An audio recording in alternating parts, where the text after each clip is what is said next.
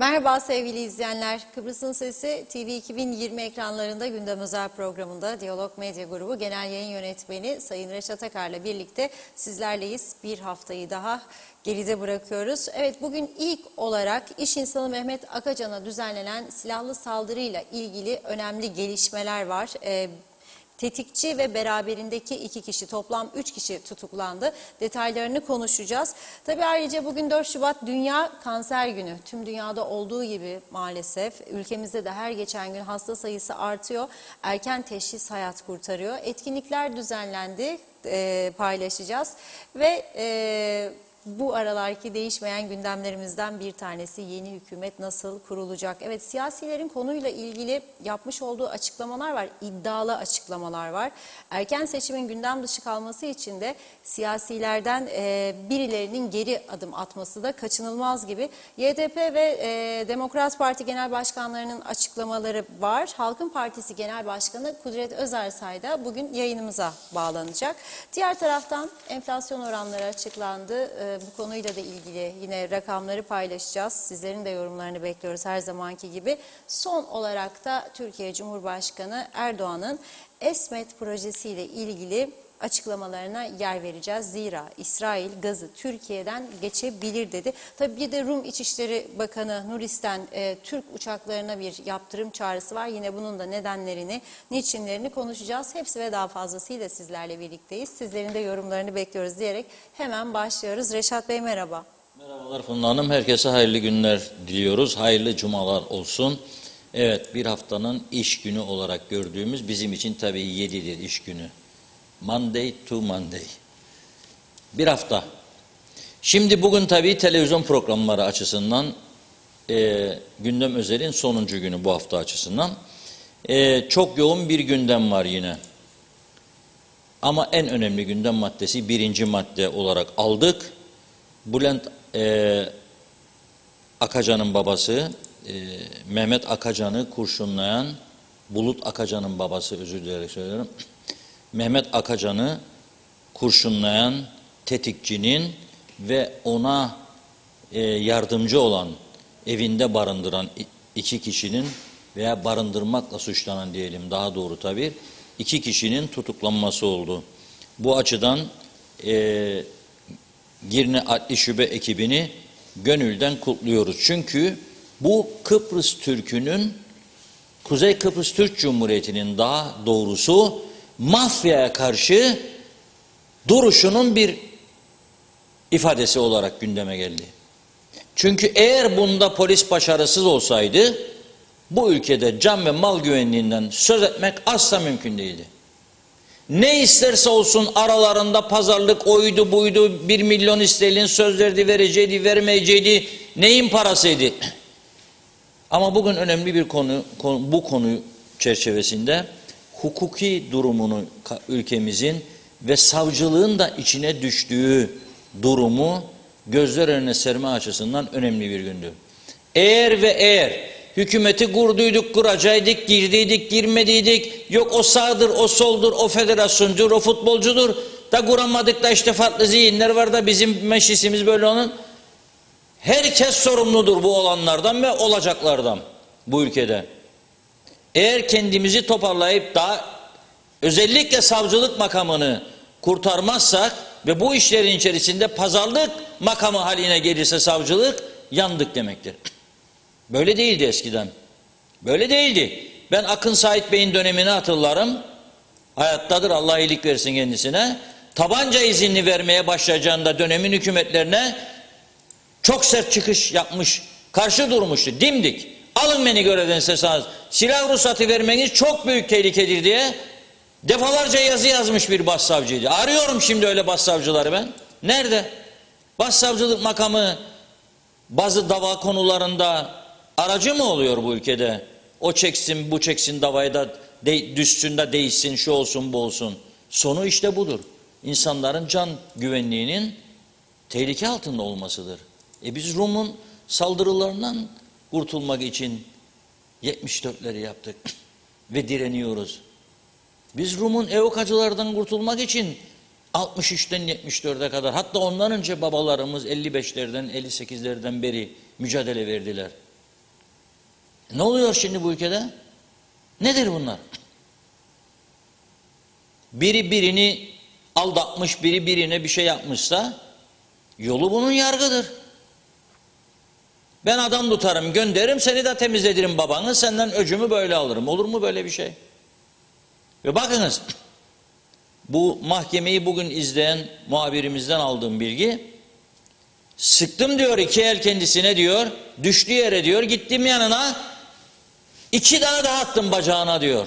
Yani öldürmek istiyor ya o. Yahut da işte bir başkasına geçmişler yapmışlar da ayağını kessinler, sakat kalsın ve unutmasın bunu. Olur mu böyle şey ya? Olur mu bu? Yani Avrupa toprağı kabul edilmiş ama Avrupa kanunlarının henüz geçerli olmadığı Kıbrıs'ın kuzeyinde bu olmaz. O yüzden polisimizi kutluyorum. Büyük bir başarı. Bu operasyon sonucunda 3 kişi tutuklamış, 4 kişiyi de arıyor polis. Tutuklananlardan Kamil Sezgin, işte genç olanı göreceksiniz, tetikçi olan. Bu arkadaş, işte bu gence bakın, arkada görünüyor polisin arkasına, bak. Buna, bu yaşta adamı tutuyorlar, gönderiyorlar Kıbrıs'a, git diyorlar. Geliyor, gidiyor Mehmet Bahçeci ve Servet Genc'in evinde saklanmış. Oradan motosikletle gidiyor bölgeye, keşif yapıyor bu genç arkadaş. Belapays'ta evinin çevresinde Mehmet Akacan'ın. Sonra da orada pusu kuruyor Mehmet Akacan'a ve 4 el ateş ettikten sonra kendisine motosikletine binerek kaçıyor. Olacak şey değil yani. Polisin bunu ortaya çıkarması gerçekten önemlidir. Ama yargı daha da önemlidir. Bu yargının nasıl sonuçlanacağı bu sürecin daha da önemlidir. Ve bu savcılık, mavcılık, gelin bizim elde ettiğimiz bilgiye göre şimdi herkes merak ediyor. Neden bu 1 milyon sterlini istedi? Bakalım bu bulutta falan filan. Şimdi bu Bulut Akacan'ın daha önce bir dayak hikayesi oldu. İddiaya göre diyorum ben, o dayak hikayesi çerçevesinde Akacan aleyhindeki davasını geri çekmesi için o şahsın bu Ulucan kardeşler, Erzincanlı, aracı olmuş ve demişler ki 1 milyon sterlin verirsen biz bunu, davayı geri çektiririz. Akacan sonra bu pazarlığı ifşa ediyor. Dolayısıyla onları zan altında bırakıyor. Bu onun hesaplaşmasıymış. Ama ne isterse olsun o hesaplaşmalar kendi dünyalarında olsun. Biz bu ülkede bunları istemiyoruz. Kim isterse olsun. Herkesin can güvenliği burada KKTC güvenlik güçlerinin sorumluluğu altındadır. Herhangi bir kişinin can güvenliğine zarar gelmesi KKTC güvenlik güçlerinin sorumluluğu altındadır. Bu ülkenin bu hallere düşürülmesine izin verilmemelidir. Ama başta da siyasetin el attığı, siyasetin etki alanına soktuğu savcılık makamı, başsavcılık. Bakınız bugün eski yargıçlardan, kıdemli eski yargıç Hasan Sözmener'in sosyal medyada paylaştığı bir yazı vardı. Bugün Diyalog Gazetesi'nde yer aldı bu yazı. Bakınız ne diyor. Başlık da şu: ceza davalarına ilişkin şikayetlerin geri çekilmesi, parantez içinde Sayın Akacan ve Başsavcılık açıklaması diyor.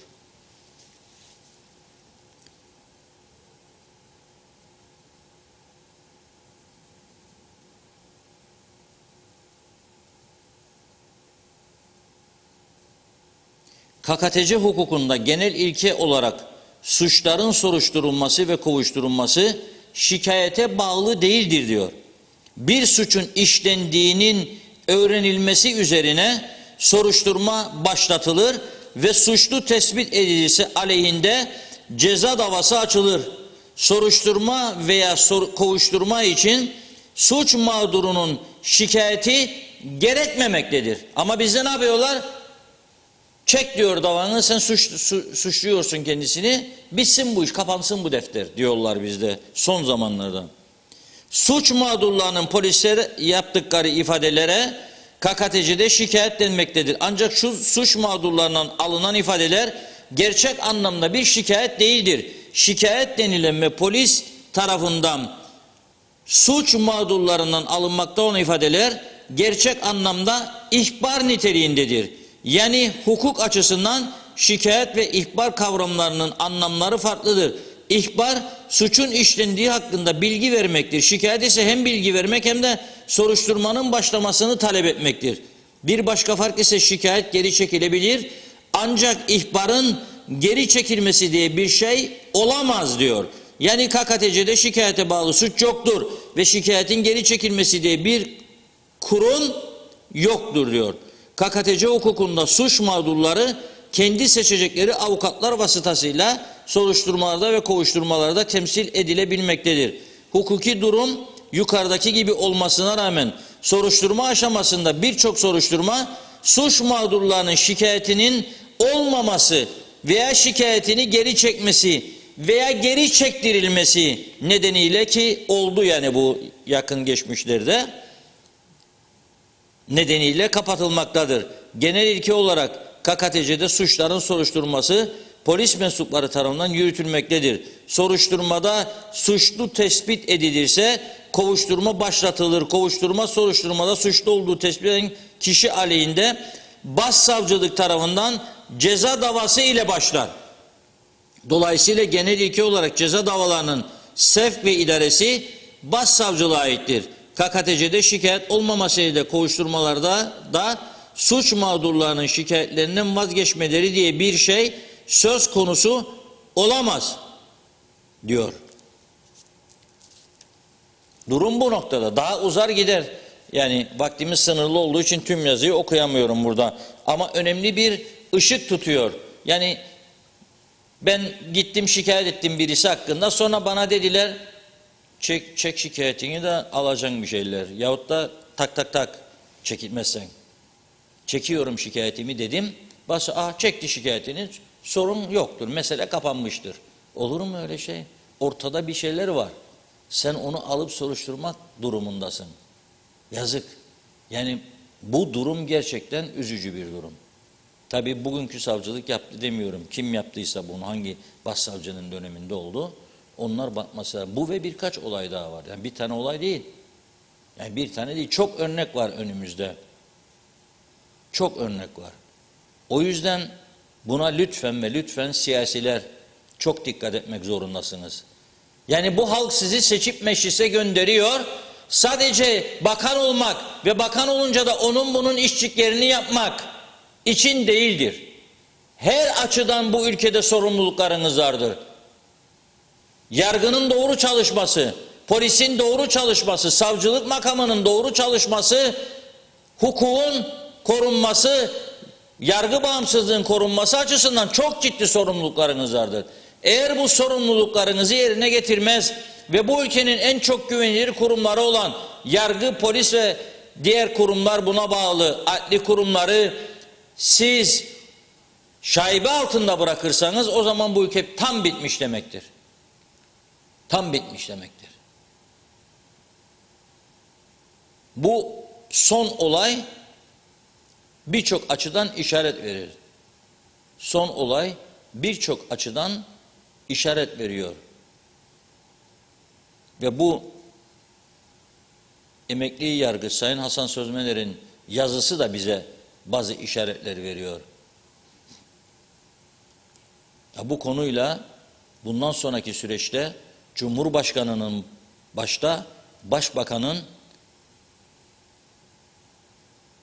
Bakanlar Kurulu'nun ve tüm meclisin ciddiyetle ilgilenmesi, ele alması ve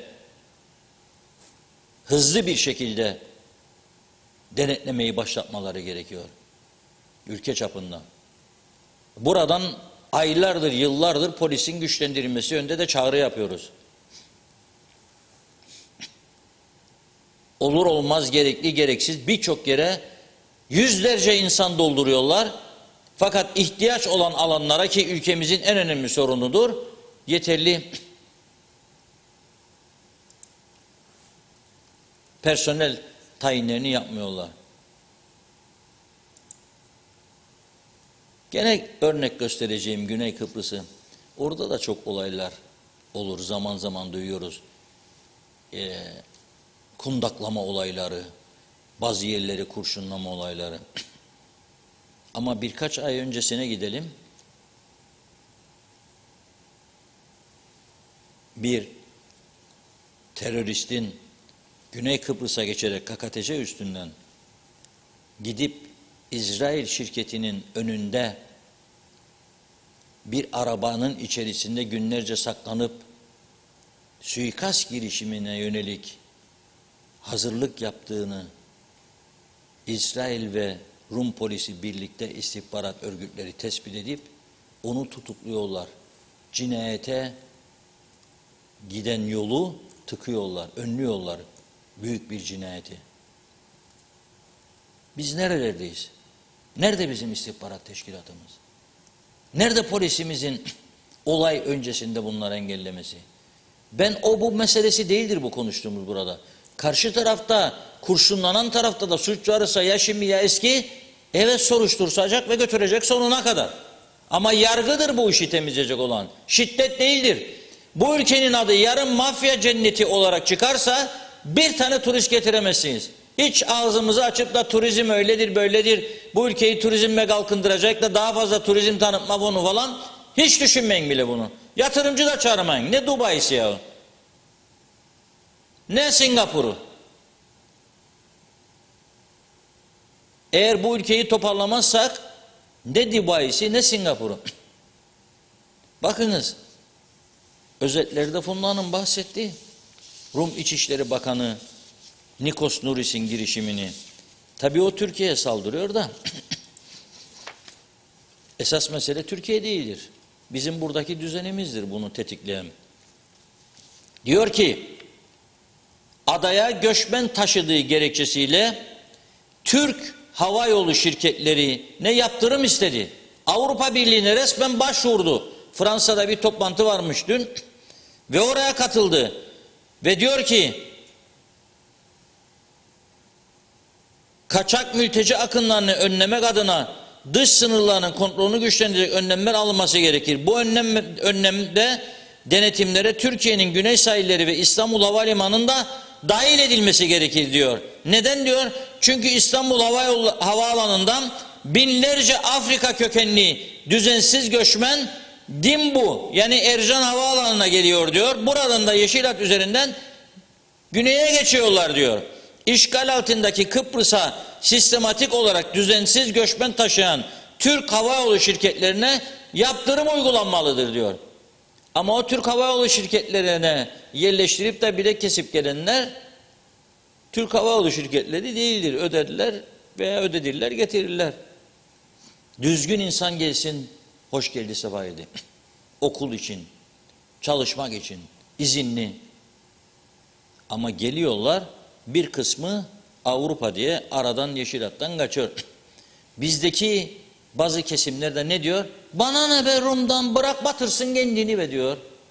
Aynı adada yaşadığını ve bir gün bu tarafın da başına bela olacağını düşünmüyor bile. İşte bu zihniyetteki insanlar yönettiği için bu ülkeyi maalesef bu hallere düştük. Ve bunlar daha iyi günlerdir. Bunlar daha iyi günlerdir. Bana ne be, bırak Rum'a gitsin be, gavur gebersin koştursun, ben mi düşüneceğim? Bu olmaz bu. Bu olmaz. Bu olmaz. Senin başına geleceklerin altından nasıl kalkacaksın? Nitekim gelmeye başladı. Onu düşün. Bu çok önemli bir konudur. Umarım polisin bu gösterdiği başarı yargı sürecinde de kendini gösterir. Ama genel anlamda, çünkü tehditler devam ediyor. Bu daha ilktir falan diye ve çekinmeden sosyal medya paylaşımlarının olduğu yönünde haberler geliyor. Bunlar doğru değil. Türkiye polisiyle de işbirliği yapılarak gerekli önlemlerin alınması kaçınılmazdır. Burası bir Avrupa toprağıdır. Ne isterse isteyen söylesin, Kıbrıs'ın tamamı abe toprağıdır. Ve bir gün Kıbrıs'ın bu bozuk düzen içindeki kuzeyi de abe koşulları altında yaşatılacaktır. Hesaplaşmalar silahla değil, adalet huzurunda, yargı yolunda. Zihniyet, olması gereken zihniyet budur. Ne bu? Yani bu hale mi düşmeli bu ülke? Zaten insanların bin bir dergi var. Biz bunu mu konuşmalıydık bugün? Yok. Ve bakıyorum siyaset çevresine de. Bir zamanlar Türkiye'de öyle derdi. Kadayıfın altı kızarmadı daha kardeşim derdi. Rahmetlik Necmettin Erbakan. Türkiye'nin 12 Eylül'e nasıl gittiğini bazı siyasiler unutturdular halka. Bu yüzden gitti. Kardeş kardeşi vururdu. Olur mu böyle, olur mu? Kardeş kardeşi vurur mu? O zamanların en güncel şarkısıydı. Tanıdığımız Kıbrıslılar var. Ayağından veya başka yerinden kurşunlanan talebe olaylarında orada. Şimdi kadayıfın altı kızardı mı, kızarmadı mı? Bizde de 23 Ocak'ta seçimler yapıldı. Bugün 4 Şubat. Evet, daha hükümeti kurma olmadı. Anayasamız, babayasamız, bir ale kanunlar var. İşte şikayet süreci, askı süreci, ondan sonra mazbatalar için bir süreç. Mazbata bittikten sonra bilmem kaç gün geçecekler mecliste andişmeler. Andişme sonrasında görevlendirme. Kendi kendimize yarattık. Sanki şeydir burası 55-60 milyonluk dev bir ülke. Da bu ülkenin kendine has özel şeyleri. Nedir burası ya? Nedir? 8-10 ayda bir seçim yapan, dünyanın tanımadığı, düzensiz yönetim tarzlarıyla bir şekilde yürütülen bir demokratik düzen denilen düzen. Nedir bu? Ve şimdi kadayıfın altı yandı mı yanmadı mı? CTP girmem diyor UBP İnan. CTP'li arkadaşların paylaşımlarında görüyorum diyor. Biri diyor federasyoncu, biri diyor iki devletçi. Biri diyor yüzü Trodos'a bakar, birinin yüzü diyor Toroslara bakar. Nasıl olacak? Nasıl? Onlar öyle midir acaba? Güneyde öyle mi derler onlar acaba? Agel kaç defa desteklediği sağcı liderleri. Geri gidelim bakalım. Glafkos-Klerdes dönemi, Vasiliou dönemi. Öyle mi dedi? Atina'ya mı bakar, Trodos'a mı bakar dedi. Ne dedi? Girit'e mi bakar, Trodos'a mı bakardı? Agel. Milli menfaatler söz konusu oldu mu? Yoktur bizim gibi böyle tartışmalar. Sanki zaten Kıbrıs meselesini çözecek olan hükümettir. Kıbrıs meselesini çözecek olan Cumhurbaşkanlığı ve Ankara'dır. Birlikte götürüyorlar bu siyaseti ve güneyde de Rum Cumhurbaşkanı'yla Atina'dır. Nitekim bak Disi Partisi'nin başkanı Averof Neofitu aday olup olmama kararını açıklamazdan önce Atina'ya gitti. Mitsotakis'le görüştü. Aldı desteği, yetkiyi ve geldi dedi ki Atina beni destekliyor. Adayım dedi. Saklamadılar onlar da. Bu ülkemizin gerçeği. Bir taraf Atina gölgesinde, bir taraf Ankara gölgesinde. O tarafta Yunan kökenli Kıbrıslılar, bu tarafta Türk kökenli Kıbrıslılar. Ne var bunda? Bu gerçekleri istediğimiz kadar inkar edelim. Şimdi nasıl kurulacak bu hükümet acaba? Şimdi dün Sayın Faiz Sucuoğlu bağlandı canlı yayınımıza. Bugün de Diyalog Gazetesi'nin manşetinde. Diyor ki 30'un altında olmaz diyor. Ya 30 diyor ya 42, bağladı kendisini bir daha. 42 CTP ile demek istedi. 30 da UBP, DP, HP dedi. DP Genel Başkanı'nın bugün TAK Ajansı aracılığıyla yapmış olduğu açıklama var. Onca sıkıntı var iken ülkemizde diyor, yeniden bir erken seçim doğru değildir diyor. Olursa diyor yeni bir seçim, katılım oranı diyor, daha da düşer diyor.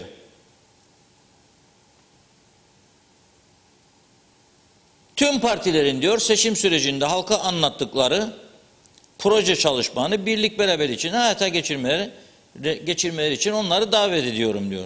Sorumluluktan kaçmadık. Hükümet kurulmasıyla ilgili resmi talep gelirse kaçmayacağız diyor. Var mı ciddi bir temas diye soruyorlar. Vallahi diyor gelen giden çok diyor UPP tarafından ama resmi bir temas olmadı. Sayın Sucuoğlu'yla olmadı diyor. Halbuki bu zaman sürecini kazanmak lazımdı ta ki görev önerim olsun. Ve şöyle diyor Sayın Ataoğlu, 50 milletvekiliyle diyor elini diyor taşın altına koymalıdır. Şimdi biraz sonra çok mesajlar görüyorum. Funda Hanım da bakıyor bana yan yan. Başlasın ama bu elini taşın altına koyma başlığı altında hükümet meselesine daha kapsamlı bir şekilde gireceğiz. Evet Funda Hanım. Evet, çok teşekkür ederek her zamanki gibi hemen başlıyorum. İsmet Sencer harikasınız demiş. Mehmet Uluçaylı da kolay gelsin, hayırlı yayınlar. Yılmaz Eratılgan da selamlarını yolluyor. Bülent Mehmet Küçük de hayırlı ve güzel yayınlar dilerim sizlere yazmış. Akçay Muhtarlığı, ülke her zamanki gibi sizlere kilitlendi. Evlerde çaylar demlendi. Reşat Akar Bey'i dinliyor diyor. İzzet Kahraman da, Erol Hasan da Avustralya'dan bizlere iyi yayınlar, kolay gelsin dilemiş. Evet, İzzet Kahraman diyor ki Türkiye varsa KKTC olacak diyenler oh olsun size demiş. Daha durun bak neler yapacaklar. Kalan Kıbrıslı Türklere bunu da unutmayın yazdı. Fikret İpekçioğlu, devlet var mı acaba? Tam bir fiyasko. Evet, bu ara evet seslerle ilgili bir sıkıntımız oldu ama halledildi. Kadriye Tekbıyık, kendi gelenler düzeni bozdular maalesef yazmış. Mustafa Özcan iyi yayınlar. Kadriye Tekbıyık diyor ki hem manen hem maddi durumlar yerlerde süründürüyorlar bu halkı, toplumu. Tema Yavaş Londra'dan selamlar. Evet Reşat Bey diline sağlık, çok güzel yayın yapıyorsun yazdı. Evet Kemal Osman Ceyhanlı, nereden tutarsan tut elinde kalıyor, çare yok. Herkes birbirini suçlar, netice alınamıyor. Ercan Mehmet Gürkanlar, ortalığı zamlar götürüyor, verdikleri gibi de aldılar, gemi battı, artık sokaklara çıkalım artık diyorum. Hasan Nihat Erduran, iyi günler, adanın hayaletleri dedi. Nazime Nalbant, iyi akşamlar. Evet, haftanın son cuma gününde hayırlı cumalar. Londra'dan herkese sevdiklerine selamlarını yolluyor. İnşallah tez günde zorluklar geçecek. İnanın çok isteriz diyor. Artık üzücü haberler değil, İyi haberler duymak istiyoruz. Dıştan gelen kişilerin iyi denetlenmesi gerekir. Bu olaylar çok yaşanmasın diyor. Lütfen demiş. Hasan Nihat Erduran, Güney'in seri katili var da biz yetişemeyiz. Onlar haber yapmaktan kaçınırlar sadece. Söyleyeyim bir dakika bunu. Evet, hemen söyleyin, cevap vermek hemen. isterim. Çünkü Evet. yanlış bilgi, yalan bilgi doğru bir şey değildir. Evet. Onlar haberin dik arasını yaparlar. Bizden daha fazla yaparlar. Her gün de vardır. En son yaptıkları haber Ayanapa'da tecavüze uğrayan İngiliz kadın polise yalan bilgi verdi diye tecavüzcü İsraillileri serbest bıraktılar, gönderdiler. Onun aleyhinde dava ikame ettiler. Ama geldi yargılandı İngiliz kadın, serbest bırakıldı. Şimdi döndüler tekrar davayı geri açtılar. En son olay. Ondan önce ne kadar cinayet olduysa, ne kadar olay olduysa fotoğraflarıyla, özellikle de hakemlerin arabalarını yakıyorlar, bombalıyorlar. Hepsi de vardır. Hiçbir şey de kapatılmış değildir. Hepsi de açık açık vardır. Daha ayrıntılı bizden. Bizden daha ayrıntılı, daha ciddi bir şekilde vardır. Ne kadar olay olursa tümü de vardır. Hiç böyle bir şey kendi kendimizi kandırmak. Şimdi bak, milliyetçilik başka bir şey değil. Yalan üzerine kendi kendimizi kandırmak başka bir şeydir. Bu olmaz. Bu olmaz. Vardır, her gün Rumbasını okuyan birisiyim. Hatta tatmin olmuyorum. Çünkü bazen tercümelerde çok aksaklık görürüm. Eksiklik görürüm. Dönerim Cyprus Mail'de Rum Haber Ajansı'nda oralardan buralardan arıyorum doğrusu nedir diye okumaya çalışan bir insanım. 40 yıldır ara vermedim. 40 yıldır. Ve buradaki siyasilerde hep şunu tavsiye ederim. Merhum Denktaş'ı örnek alın bu konuda diyorum her zaman. Sabahleyin saat 7:30 Kıbrıs Türk basını, ardından Kıbrıs Rum basını, ardından Türkiye basını ve ondan sonra güne başlardı. Siz de yapınız bunu derim. Ama şimdiki siyasete sorarım. Gördünüz mü derim. Yok diyor, bugün vakit bulmadım, gazetelere bakayım diyor. Vakit bulmadın, güne nasıl başlıyorsun? Hasan'ın meseleni, işlerini, Ayşe'nin, Fatma'nın Onları idare ederek başlıyoruz güne. Yani buraya bir nokta. Hasan Bey öyle değildir. Her şey var, onlardan alıp veriyoruz. Her gün var. Her gün var. Ve ben ne dedim biraz önce? Bizden fazla var dedim onlarda da. Olaylar. Ama farklı boyutta tabii. Hırsızlık, kundaklama, kurşunlama var. Mesela sınıfında karne notu düşük gelen çocuklar bile, aileleri gider tak tak tak okula atarlar birkaç tane. Öldürmeden tabii öğretmenleri, okulun boş olduğu saat. İntikamını öyle alıyor. Evet, güzel bir şey değil tabii bunlar ülkede ama oluyor. Devam edelim bundan. Evet, Turgay Gezen de diyor ki memlekette kanun, nizam, hak getire sadece adli olaylar değil, çalışma hayatında da alınan kararlara tezatlık teşkil eden uygulamalar maalesef devam etmekte. Biliyorsunuz şu sıralar Güzelyurt bölgesinde narenciye kesim ve paketleme çalışmaları devam ediyor. Ancak ne yazık ki 1 Ocak tarihinden itibaren geçerli olan yeni asgari ücret hiçbir narenciye paketleme tesisinde çalışanlara verilmemektedir. Verilen ücret asgari ücretin çok altındadır. Üzülerek belirtmeliyim ki buna Cyberpex de dahildir demiş. Cemal Sinekçi bu demokrasiyle bu kadar sorun çözülmez yazdı. Sayar Aker ard arda 2 mesajı var. Selamlar, doldur doldur boşalt ama ne yazık ki devger gibi kazan fısıl fısıl akıtıyor. Bizde siyasi bocalama tıpkı böyle boşa kepçe sallıyor. Diğerinde de diyor ki dileğim hafta sonu enerji küpü olsun, moralimizi yitirmeyelim. Hafta sonu meclisin önünden geçmeyelim yazmış. Zehra Sencer iyi yayınlar. Funda Hanım, Reşat Bey süpersiniz. Karpaz'dan sevgilerimle diyor Zehra Hanım. Çok teşekkür ediyoruz. Gaye Kök aylarca kurultay seçim boşa geçen zaman artan sorunlar. Şimdi hükümet nasıl kurulacak? Kim bakan olacak? Oturun artık yerinize de iş yapın demiş. Vatandaş sizin keyfinizi mi bekleyecek? Hasan Nihat Erduran ambargolu kuzeyle ambargosuz çalınmış devleti mukayese olmaz. Birleşmiş Milletler'in statükosu budur diyor. Evet, Ethem Tuay. Hayırlı yayınlar. Adam gibi adam yazmış Reşat Bey'e. Hıdır Keklik iyi akşamlar diliyor. Fikret İpekçioğlu elini taşın altına koymalılar çünkü koy koy taş kalmadı demiş. Mehmet Uluçaylı 50 milletvekili o taşı bir an önce kaldırsınlar. Halk taşın altında inliyor. Evet, Hasan Nihat Erduran kuzeydeki taşın üstünde koskoca Birleşmiş Milletler oturur. Ellerimiz macez oldu altında diyor. Tatile devam eder.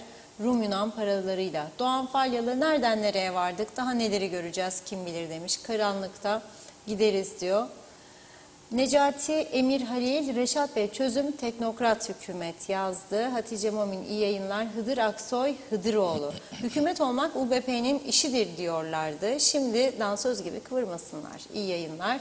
Mehmet Gündüz, Selda Bağcan'dan Zam Zam şarkısını bugün çaldırır mısınız demiş. Nazime Nalbant, dün çok sevdiğim Kıbrıs'taki komşum Tijen Özkerem'i kaybettik. Çok ağladım. Mekanı cennet olsun. Eşine, ailesine sabırlar versin. Çok üzgünüm. Sevgilerimle başınız sağ olsun diyelim. Orhan Arslan öyle görülüyor ki Sucuoğlu bu koalisyonu kurmakta oldukça zorlanacak. Daha fazla gündemi meşgul etmeden hükümet kurmayı iade etsin. Cumhurbaşkanı da Erürman'a versin. Erken günde sonuca gidilsin. Daha fazla gecikmesin. Yalnız buradaki başbakanlığı CTP isteyebilir diye düşünüyorum. Sorun da olmaz dedi. Hüseyin Koltan hoş vakitler, keyifli dakikalar dilerim. Ağzınıza, yüreğinize sağlık. Ercan Ergun, diyabet ve kalp hastasıyım. Maaşım 6.000 lira. İlaçlarımı aldım 800 lira. Elektrik 1400 lira geldi. Nasıl geçinecektim diyor. İzzet Kahraman, çözeceğim mesajınızı. Aradığınız milliyetçiler 1955 yılından 74 yılına kadar vardılar diyor. Bir de teslimiyetçiler var. Sadıklar varmış, bir de teslimiyetçiler varmış diye çözdüm İzzet Bey mesajınızı. Bilemiyorum artık. Sonay Tarsuslu, 2 yıldır başımıza gelmeyen kalmadı. Allah yardımcımız olsun diyor. Atilla Yumuşak, bir ülkenin altyapısı yok, elektriği yok, suyu yok. Bu düzen böyle devam eder. Hayaller Paris, yaşantı Somali. O gün Zeybekoğlu, dünyanın gözü kulağı Ukrayna ile Rusya arasındaki görüşmelerden çıkacak neticelere kilitlenmiş. Bizler dünyanın dışında olduğumuz için bizi hiç mi hiç ilgilendirmiyor. Aynı hamam, aynı tas diledi. Son 2 mesaj var. Osman Mene iyi akşamlar, iyi hafta sonları dilerim diyor Adnan Gök. Sebze, meyve, bakliyat fiyatlarına baksınlar. 12 lira olan 600 gram tahin 51 lira olmuş. Ne vicdan kalmış ne de ticaret ahlakı. Enver Dinçoğlu da bu ülkede sapla saman birbirine karıştı. Bu saatten sonra bir şey olmaz. Aynen devam. Ancak yepyeni bir kadroyla mecliste temsiliyet olmazsa bu toplum şikayetlerle yaşayacaktır diyor. Evet, mesajları tamamladık. Sözü Reşat Bey'e bırakayım. Devam edeceğiz. Buyurun. Evet, şimdi enteresan gelişmeler oluyor. Seçim olsun bittik. Seçim sonuçları ortada. Bu hükümet şöyle olabilir. Ya UBP CTP açık ve net istemiyor. O zaman geriye ya UBP DP 24+3 27. UBP'nin genel başkanı ve başbakan diyor ki hayır 27 ile olmaz. Biri meclis başkanı olacak diyor. 26'ya düştük diyor. 26 bir kişi gelmedi mi diyor. O meclis gene açılmaz diyor. Gene toplanmaz. Gene yasa geçirmez diyor. Onun için diyor 30 diyor. Neden 30 diyor? Çünkü YDP 2'dir. 24, 3 de DP 27, 2 de YDP. Yani daha önceki hükümet 29, Ersan Saner dönemi hükümeti yani. Onu da istemez Faiz Bey. YDP ile arada takışmalar oldu diye. Gerçi dün ben kapı kapatmadım kimseye falan dedi ama niyeti o olsaydı 30 rakamı üstünde durmazdı. Ya 30 dedi kesin bir dille ya 42. Belli ki Faiz Bey'in de güç aldığı yerler var. Biri demiş 30'un altında yapma be Faiz Bey ha dedi herhalde kendisine güvendiği bazı insanlar. O da 30'un altında bir rakam telaffuz etmedi şu ana kadar. 30 dedi.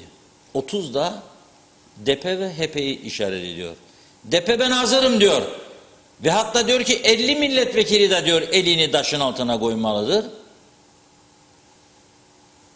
Bugünlerde herkes onu kullanır ha. Biz elimizi taşın altına koymaya hazırız.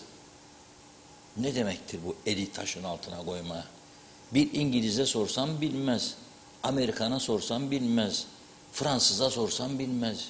Kıbrıslı Türk siyasetinin ürettiği bir laf. Ateşten gömlek giymek veya elini taşın altına koymak. Ne demektir bu? Taşın altına koymak.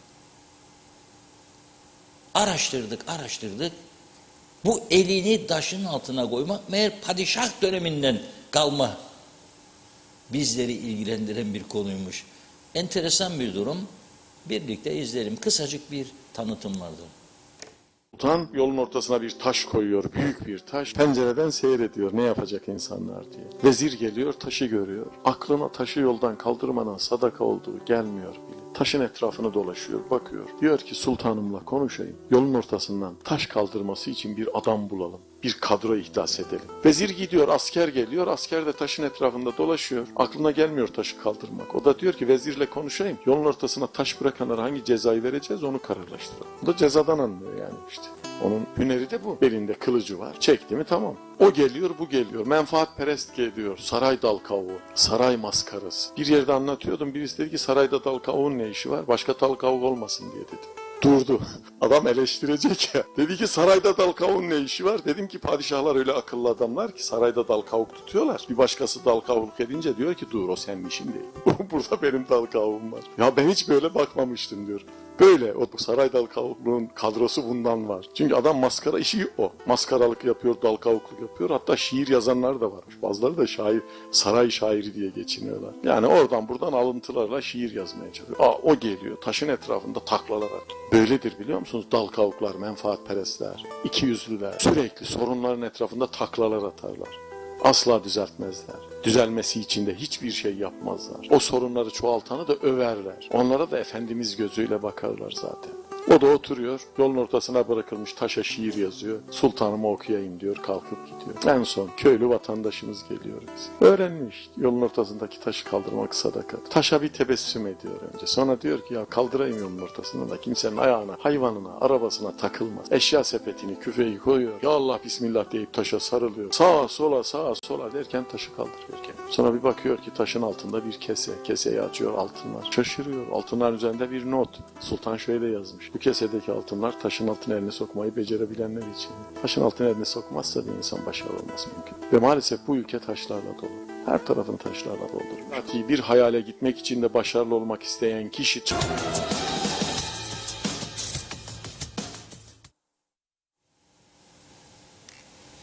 Gördünüz mü elini taşın altına sokma hikayesi neymiş ben de bilmiyordum. Araştırdım, araştıran bulurmuş. Bu çıktı karşımıza bu video. Birkaç tane daha çıktı ama en önemlisi buydu. Kaldırınca taşı altın bulmuşlar düşünün siz. Onun için herkes diyor elimi taşın altına sokmaya hazırım. Anladınız değil mi? Taşı kaldırdı, altınları kaptı gitti. Ne kadar önemli ya o. Tam bize uygun. Çok uydu bu.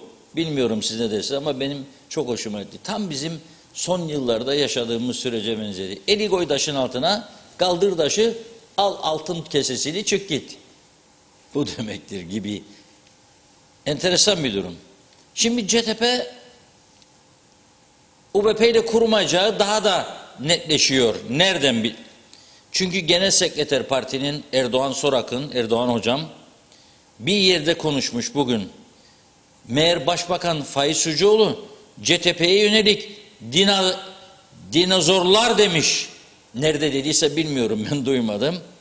Sorak'ın da diyor kimse diyor partimizin iç işlerine karışma hakkına sahip değildir diyor.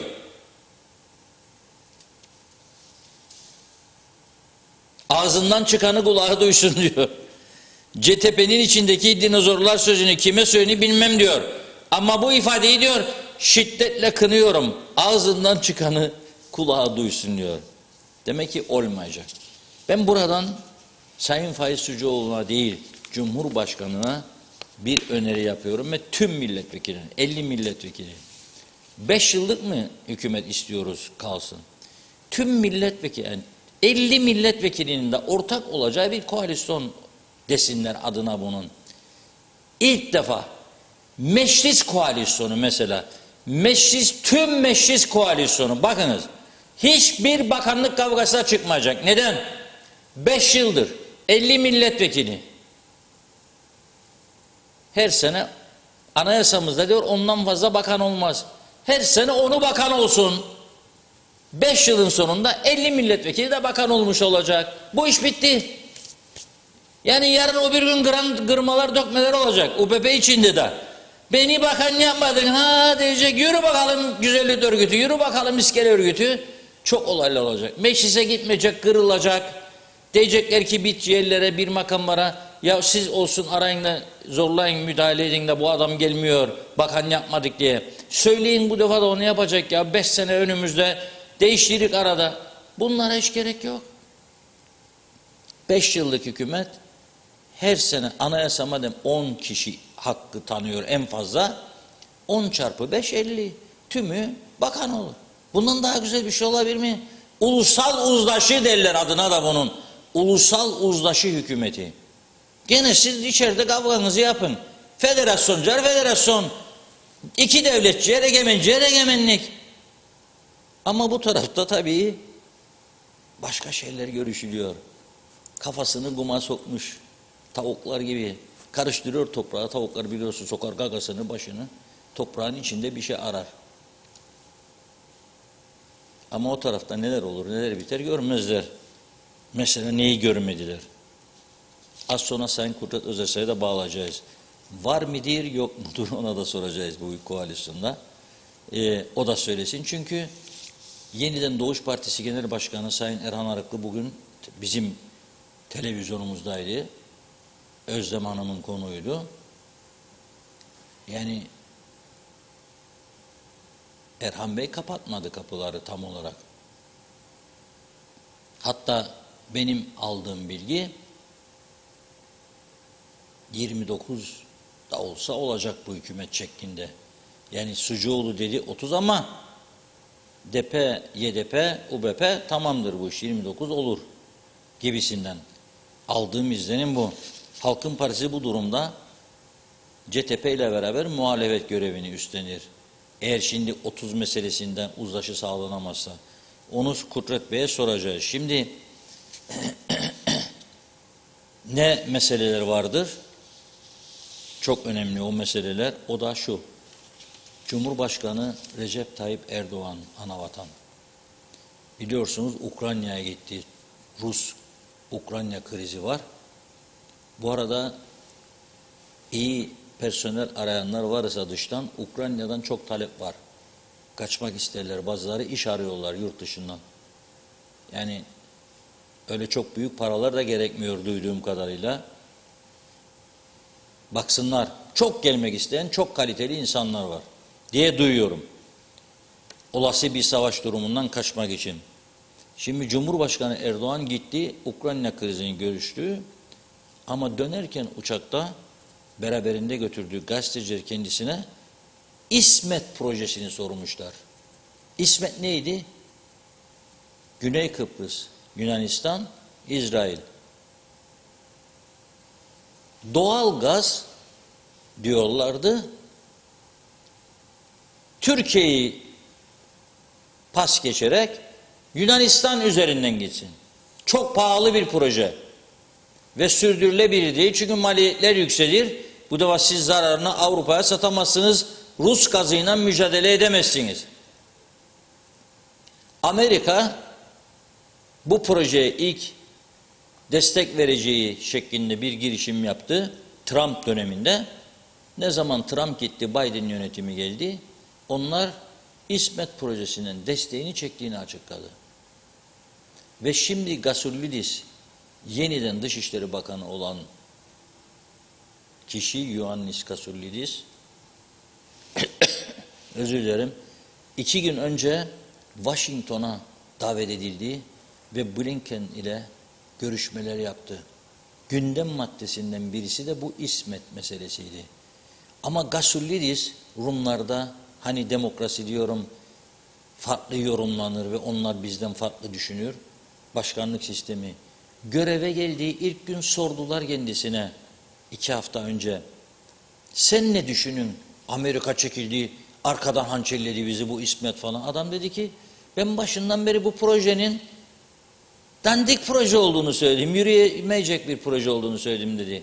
Yani Anastasiadis'e kendini geri bakanlığa getiren devlet başkanına ters olduğunu söyledi. Onun için ara sıra derim demokrasiyi. Bizde kaldırın arkadaşlar elinizi kaldırın. İndirin.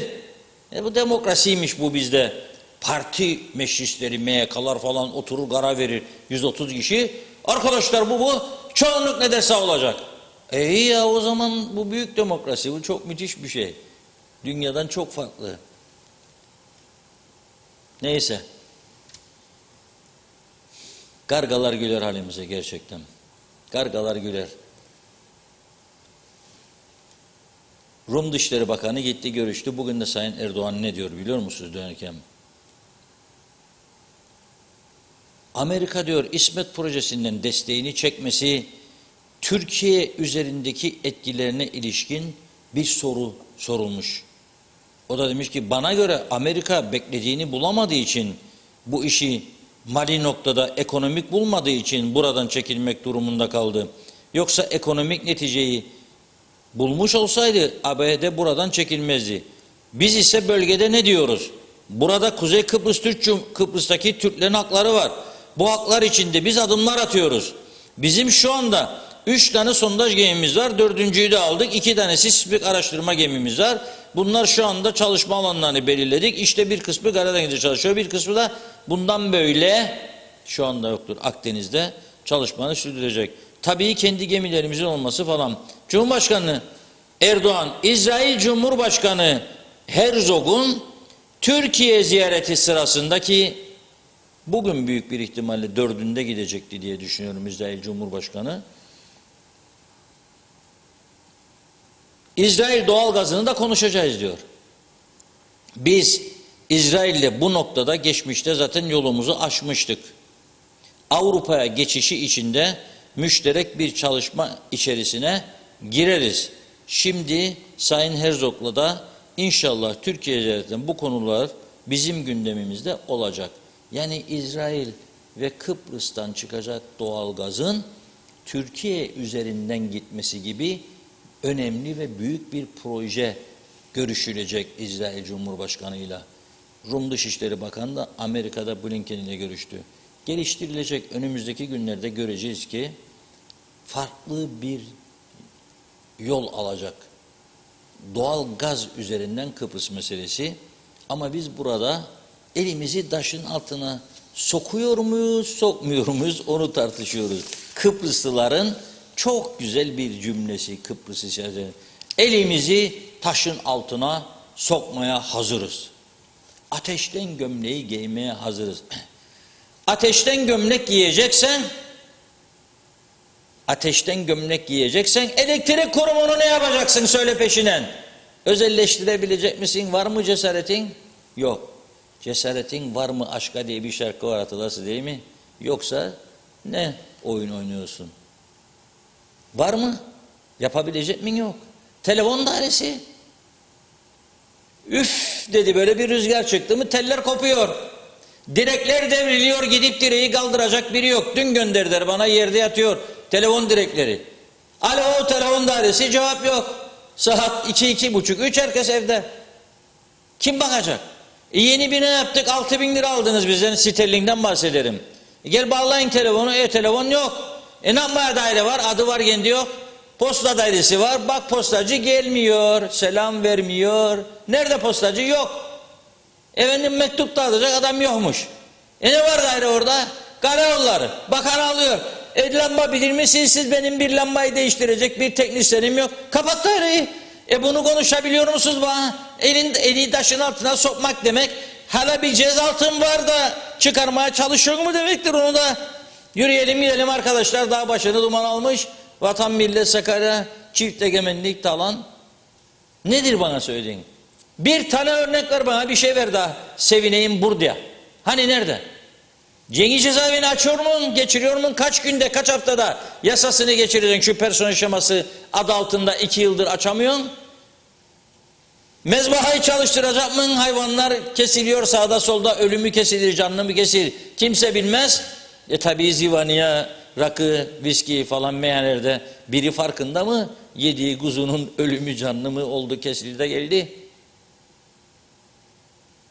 Yani devlet yönetmeyi, siyaset yapmayı başka işlerden çok karıştırdık ya.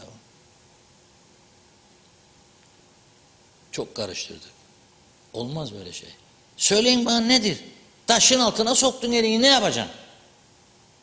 Bunlar yoksa başta kaldığımız yerden devam. Vallahi kusura bakma Osman. Bu devada müsteşar seni yapmayacağım, Mahmud'u yapacağım. Bu mu? Taş meselesi.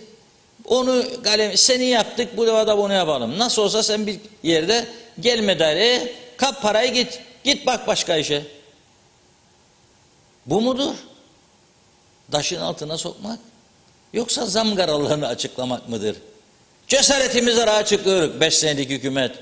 Tüp gaz oldu 250 mesela. 200'den 20 lirayı çok gördüler. Şimdi 50 gelecek arkadan kimse farkında değil. Ya akaryakıt önümüzdeki hafta değilse en geç 15 gün içinde bir zam daha. En geç ondan sonraki 15 gün içinde bir zam daha. En az 2 zam var. Bir ay içinde. Elektrik aman Allah'ım hiç söylemeyeyim. Hiç söylemeyeyim. Hele eve girip de girdiği anda 3 tane klimayı çalıştıranlar bir de hitini basar. Bas canımla yıkanalım geldik işten falan. Yandın demektir. O zaman ayda 1500-2000 yeterse iyi. Taşın altına sokmanın ne anlama geldiğini ben anlamakta zorlanıyorum. İşte bula bula internette araştırırken bunu buldum YouTube'da. Padişahlık döneminden kalma bir uygulamaymış meğer. Yolun ortasındaki büyük taşı kimse kaldırmıyor. Tabii emek sarf edecek. Akıllının biri gidip itiyor. Bakıyor altından bir altın kese çıkıyor. Hah diyor. Demek ki diyor elini taşın altına koyacaksın ki başarılı olasın. Keseyi alıp gidebilesin. Ben bakıyorum başka. Mesela desinler ki bana, desinler ki seçim sistemini değiştiriyoruz. Bu kadar sıkıntılar yaşadık. Var mı böyle bir şey? Yok. Ölümlü trafik kazana verilen ceza 7 yıl olmaz. Caydırıcı değil. Değiştiriyor mu? Yok. Uyuşturucu kaçakçılığı patladı memlekette. Girne Limanı, Mausa Limanı, Ercan en son teknolojik aletlere donatılacak. Parasını da nereden sağlayacağını açıklayarak, der misin bana bunu, verebilir misin örnek? Nereden alacaksın parayı da? Onu da yok, hiçbir şey yok. Duyamıyorum ben. Bilmiyorum. Neyse tabii önemli olan kurulacak mı kurulmayacak mı ondan da emin değilik. Yani 30 ve 42 diye bağladı Sayın Sucuoğlu kendisini. Ha tabii merhum Demirel'in bir sözü vardı. Siyasetle ilgili. Dün dündür, bugün bugündür diye. Yani 30 olmadı 29. Yarın diyebilir ki Faiz Bey. Ne yapalım bu Halkın Partisi veya öteki çok şey istiyor. 29 kuracağız biz de. Diyebilir mi? Diyebilir. Hazır mı acaba Kudret Bey? Bir 15 dakikaya hazır olacak. Bir 15 dakika mı? Evet. 15 dakika. Ben buradan Baf'a kadar yürürüm. Orayı da alırım. Saatten 17.40. Denize dökerim, hepsini alırım Baf'ı da. Ne güzel 17.45'te oteller falan filan hazır. yolda. Napada'dan geçerim bir. Limosuna giderim 2. Evet. O zaman bizim bu siyasi manzaramız karşısında neşelenelim. Var mısınız bir neşeli havaya? Bak dün piyanist vardı. Bugün size kemanisti getiriyorum. Kemalist değil ha, kemancıyı yani.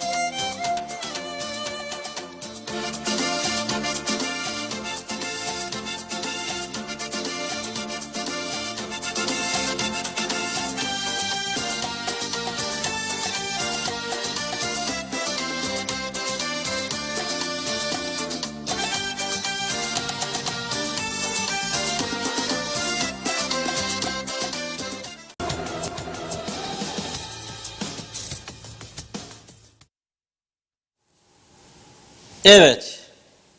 Bir zamanların en meşhur şarkısı değil mi? Lambada. İspanyolcadan geliyor galiba. Lambada dansı, kalça dansı. Kalçalarla hareket ediyor. Nasıl buldunuz kemancının kemanını, yani çalışını falan? Böyle gıy gıy gıy gıy çekip gidiyor geliyor. Lambadayı çok güzel çaldı değil mi? Ben en fazla şeyi beğendim yani.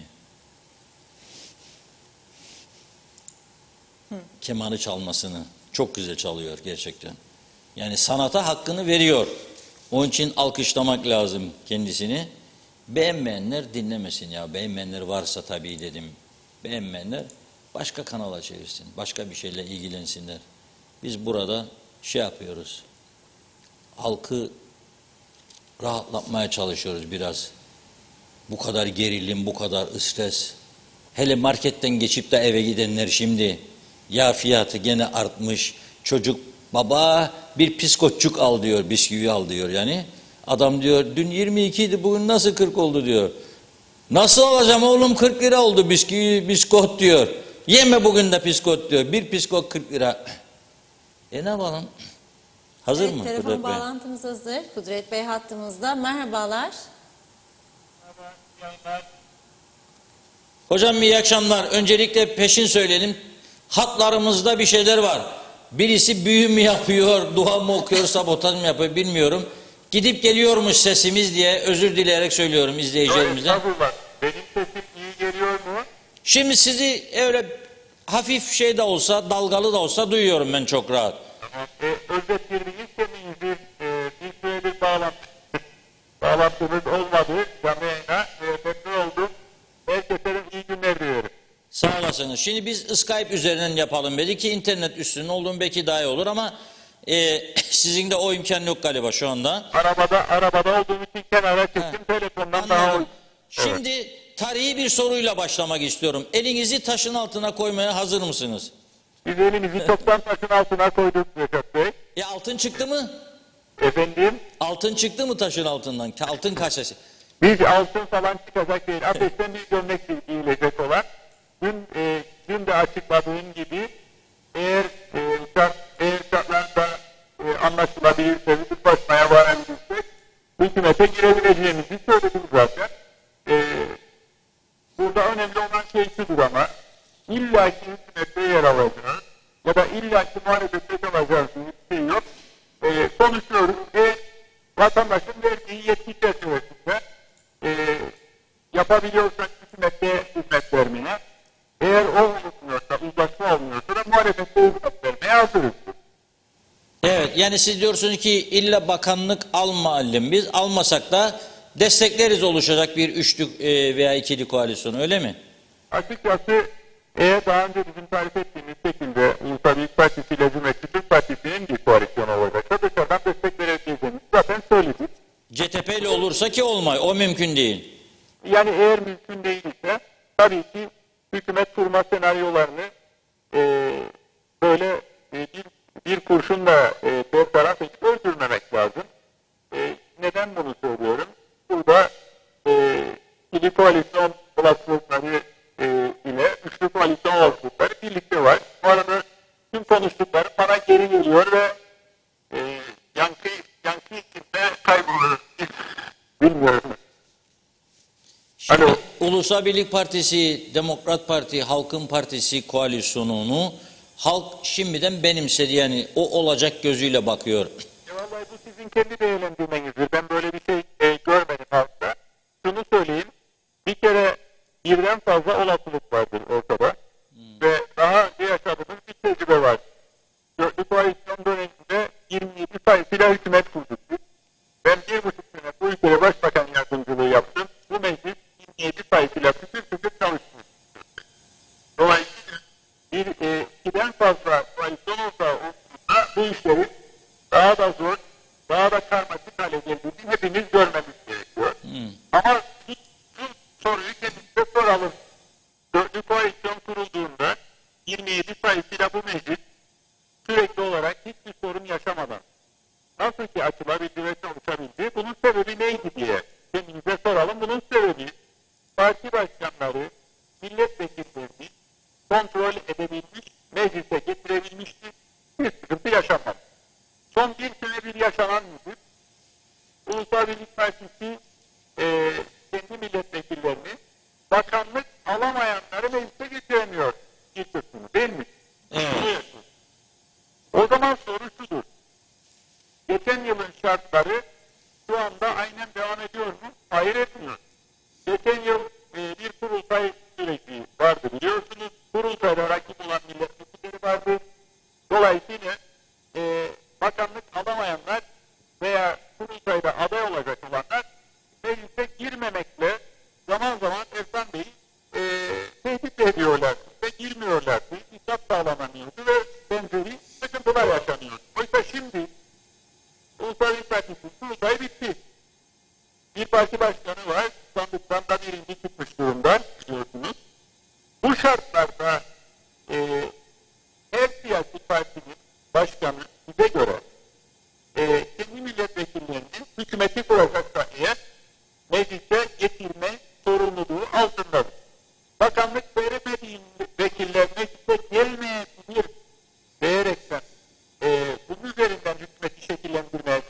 iyi sağlıklı bir yaklaşım değil. Çünkü eğer 27 ile Ulusal Birlik Partisi kuracağı koalisyonda sıkıntı ve olacağını, bakanlık alamayan vekillerin meclise gelemeyeceğini düşünüyorsa, demek ki 27 ile tek başına hükümete gelse Ulusal Birlik Partisi yine istikrar sağlanamayacak. Dolayısıyla istikrarsızlığın kaynağı aslında koalisyonun şeklinden ve koalisyonun diğer ortaklarından değil, istikrarsızlığın kaynağı biraz galiba Ulusal Birlik Partisi'nin içerisinde bakanlık alamayınca meclise gelmeyecek olan milletvekillerinden kaynaklanıyor. Evet. Şimdi sizde biz konuşurken CTP'den de bir açıklama geldi Sayın Erhürman'dan.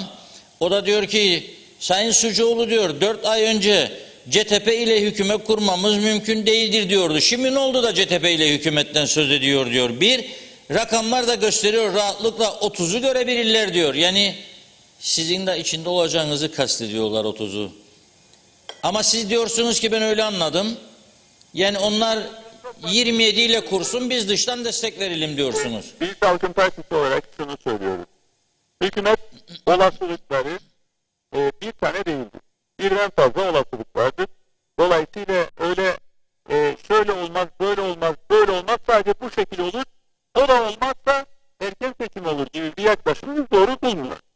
Bu bir. İkincisi, Erken seçim olursa erken seçim olabilir mi sizce? ama yani ikincisi ve daha önemlisi, ne kadar az sayıda koalisyon ortağı olursa o kadar daha uyumlu, o kadar daha uzun ömürlü olur. İki koalisyon ortağıyla 27 sayısıyla, daha önce nasıl ki 27 sayısıyla 1,5 sene bu meclis tıkır tıkır çalıştı, niyet varsa, irade varsa yine aynı şekilde çalışır. Eğer bir siyasi partinin milletvekilleri bakanlık almadıklarında meclise bazıları gelmeyecekse 27'de de sorun yaşarsınız, 30'da da sorun yaşarsınız, 42'de de sorun yaşarsınız Reşat Bey, çok net. Erken seçimle ilgili olarak da size söyleyeyim. Şimdi bugün sizin manşetinizi hatırlatalım herkese. Maddi manevi anlamda çok ciddi... Yorulduk diyor. Yanlış olur değil mi? Evet. Bu ülke bir erken seçimi daha kaldıramaz değil mi? Bunu Aynen Sayın öyle. Bey söylüyor değil mi? Aynen. Peki bu ülke bir erken seçimi daha kaldıramazsa neden illa sadece şu model hükümet olur diye ısrar ediliyor? Söylemeye çalıştığım şey, bir daha erken seçim olmasını istemiyorsak gerekli esnekliği herkes gösterecek.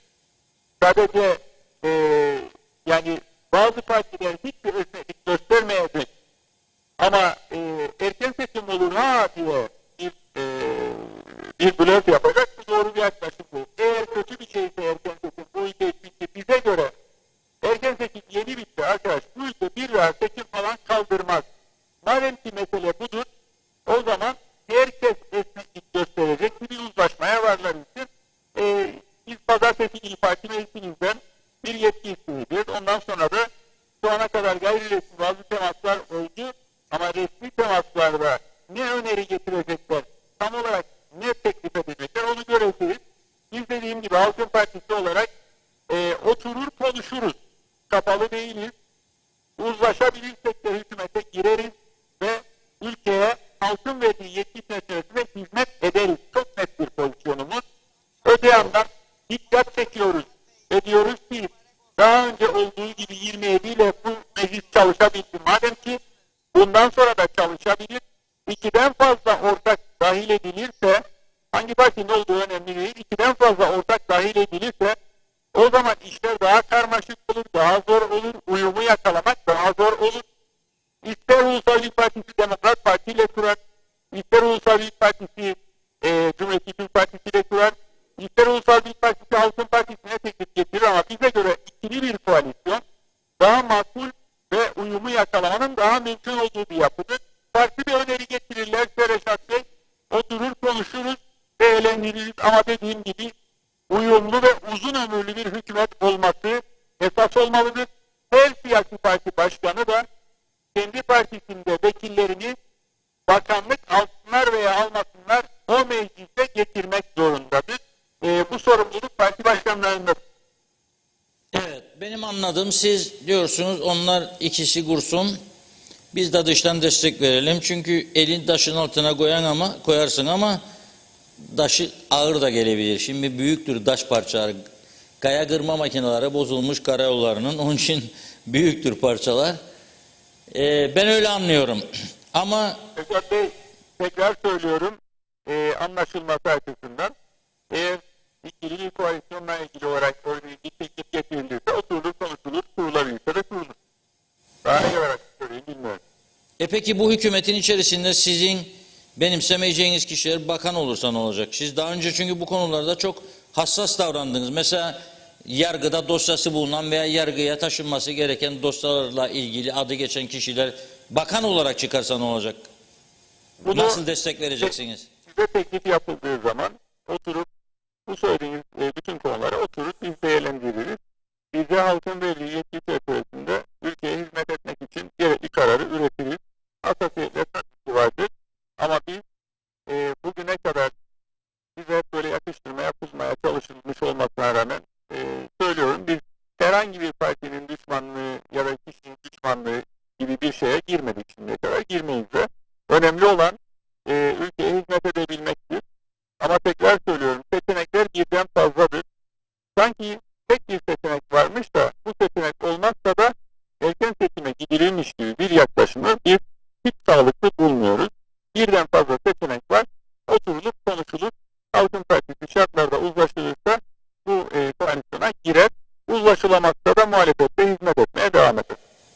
Evet. Çok teşekkür ediyoruz Kudret Bey. Çok teşekkürler. Hayırlı Kolay uğurlu olsun. gelsin. Sağ olun. Sağ olun. Sağ olun. Sağ olun. Evet. Yani Kudret Bey diyor, biz diyor ateşten gömleği de giymeye hazırlık, eli taşın altına da koymaya hazırlık da diyor, çok rahat isterlerse diyor 24-3 da depe 27 kurabilirler diyor. Zaten galiba ona doğru gidiyor bu iş ama tabii şöyle bir şey var daima. Partinin egemen güçleri var. Yani mesela en fazla mali yardım kim yaptı? Onlar. Veya en uzun süre partinin ön saflarında hizmet eden onlar diyecek ki ya artık kurun ya, yeter bu halk falan, işte bak gördün ne oldu, bittik battık. O zaman değişebilir şartlar. Birilerinden bir telkinler gelmesi gerekecek gibi geliyor bana. Sonra şikayet etmeyecek yani nedir ne diye. Çünkü mesele şu. Mesele çok önemli. Pazartesi geliyor. Çok borç varmış elektrik kurumuna, devlet dairelerinin. Kasayı boşaldırsa Maliye Bakanı da verir elektrik kurumuna. Ay sonu geliyor. Ayın birden bak hemen ilk haftası bitiyor. Bu ayda Şubat kısa. Nasıl ödeyeceğim maaşları? Borçlanmanın da bir sınırı var. O yüzden ciddi sıkıntılar gelebilir gündeme.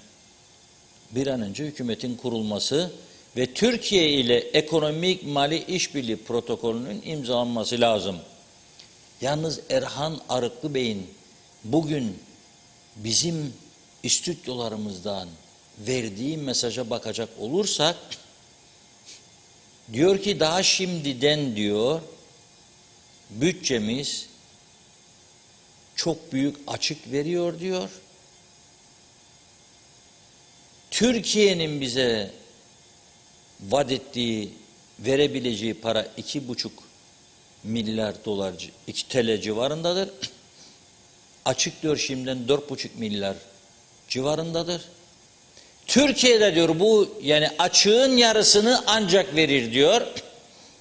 Onu da vermesi için diyor önümüze koyduğu şartlar var.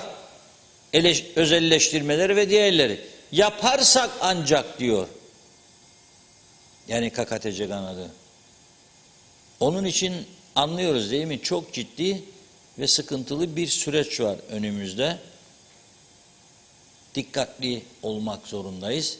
Ve şimdi ben akşama canlı olmam için lambada dansını öğrenmeye gideceğim. Çünkü bugün oynayacağıma da kendi kendime söz verdim ama dedim rezil olurum bu durumda. dansa gideceğim için şimdi biraz uyuyayım. Funda Hanım mesajları okurken ben uyuyayım ki akşama canlı olayım. Buyurun. Evet, Yılmaz Nasiboğlu'nun mesajını görüyorum ilk. Ama bu elini taşın altına koyma moda oldu. Siyasetçiler de halkın boynunu giyotin altında, bunun farkındalar mı? Metin Bozokuvvet, benim merak ettiğim, Sayın Başbakan ille de en az 30 vekil diyor. Peki seçimlerde 26 vekille kazansaydı acaba ne yapacaktı? Tek başına hükümeti mi kuracaktı? Yoksa yine 30 için başka partiyle koalisyon mu? Hasan Nihat Erduran, o 50 vekil bu ambargocu BM statüsünü yerle yeksan etmeye yeter. Birleşmiş Milletler'i kovar ve Birleşmiş Milletler bu durumu kimseye anlatamaz demiş. Birleşmiş Milletler'in ekmeğimizle oynama hakkı ve misyonu yoktur diyor. Hüseyin Koltan, hükümeti bir an önce kurulması gerekir çünkü her şey seçime bağlıdır.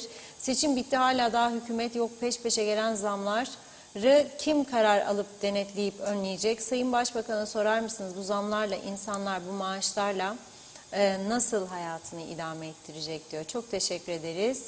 Ayşe Güner Mertcan, elini taşın altına koyma lafı çok demode olmuştur. Vazgeçelim artık. Londra'dan Güner Bey yazdı bu mesajı.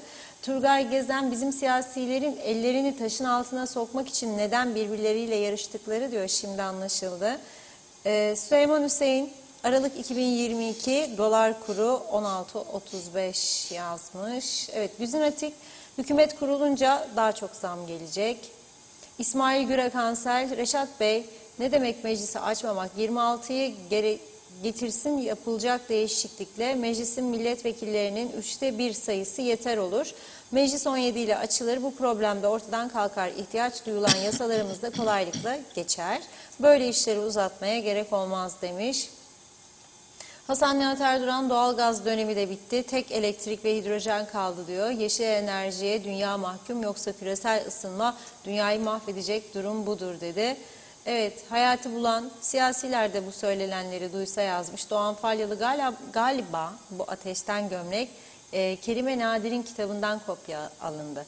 Hale bak, buzdan gömlek olmaz mı? Şart mı ateşten olsun? Turgay Gezen, sadece taşlar değil, ateşten ve lavdan gömlekler de bu aralar çok modadır. Tümü de yok satıyor. Yaşar Aracı, iyi yayınlar. Yeni bir erken seçim kokuları geliyor. Evet, Hasan Nihat Erduran, git al, ganimetlerinden yaptılar zaten demiş. 63'ten beri lambadayla soyarlar bizi komşular diyor. Ahmet Halil iyi yayınlar diledi. Turgay Gezen, yaşa Reşat Bey, müzik sanatçıları hem kulağa hem göze hitap ediyor diyor. Doğan Falyalı, keseyi padişah kurdurdu adamlarına. Keseyi saklayacak yeri yoktu. Nasıl olmasa bir kişi taşı kaldırmaz diye düşündü. Ne bilsin ki Herkül taşı kaldırıp keseyi alacağını diyor. Mehmet Salih Yakupoğulları, bizi bu yönettiğini iddia edenler her zaman elini taşın altına koymaktan bahsederler. Şimdi anladık neşeli meseleyi. Sırtını taşa dayayıp ahkam kesip vatandaştan alıp bazı kesimlere 3-5 değil de 55 yapmadır niyetleri. Biz de vatandaşa iş yapacaklar zannederiz. Ercan Atıcı, iyi yayınlar, TV 2020 aracılığıyla buradan yetkililere seslenmek istiyorum. Hadi yolları yapmıyorsunuz, çukurları doldurmuyorsunuz, en azından çizgileri olsun.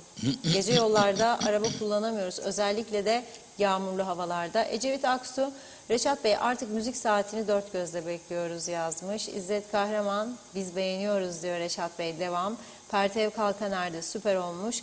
Ali Dereseven, Reşat Bey, çok insanımız Avrupa'daki hukuk ve adaletten ve duydukları güvenden bahsediyor. Ben de söylüyorum, Birleşmiş Milletler demek, Avrupa Birliği demek, Avrupa Birliği demek, Hristiyanlar Kulübü. O kulüpte Rum ve Yunan demek. Nasıl güvenelim? Yıllarca Kıbrıs'ta görev yapan ve katliamları yalnızca seyreden Birleşmiş Milletler, dolayısıyla Avrupa Birliği ülkeleri, askerleri değil mi? Avrupa'nın ortasında Müslümanlara yapılan katliamları seyreden ve katliamlara yardımcı olan Birleşmiş Milletler, yani Avrupa Birliği üyesi ülkeler askerleri değil mi? Biz bunların hangi adalet ve hukukuna güveneceğiz? Bunlara güvenenlerden de şüphe ediyorum yazmış. Bekir Törer, bütün bu olanların sorumlusu Kudret Bey'dir. Bir de ateşten gömlek giymiş diyor. Ünsal Bayburt, bu ülke ta ki kimlik kartıyla seyahat eder ve geleni gideni kimse denetleyemez bu ülkede. Hükümetler ne iş yapar? Anlamadım. Biri bize anlatsın, bir de egemenmişiz. Şahin Bey bu kelimeler nedir diyor. Ateşten gömlek, elimizi taşın altına koyduk falan filan da. Yapamayacaksınız demiş. Ne söylüyorsunuz o zaman? Bütün siyasilere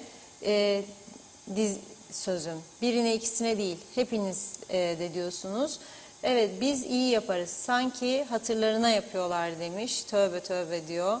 Evet Erhan Veci'nin mesajı var. Necdet Mavi Gözlü Kuzey Kıbrıs Birleşik Afrika Pakistan Cumhuriyeti'nden yine bize hayırlı yayınlar diledi. Programa ancak şimdi yetişebildim diyor Necdet Bey. Sizin konular söyleyeyim hemen programın baş kısmında vardı. Vaktiniz olursa tekrarını mutlaka izleyin.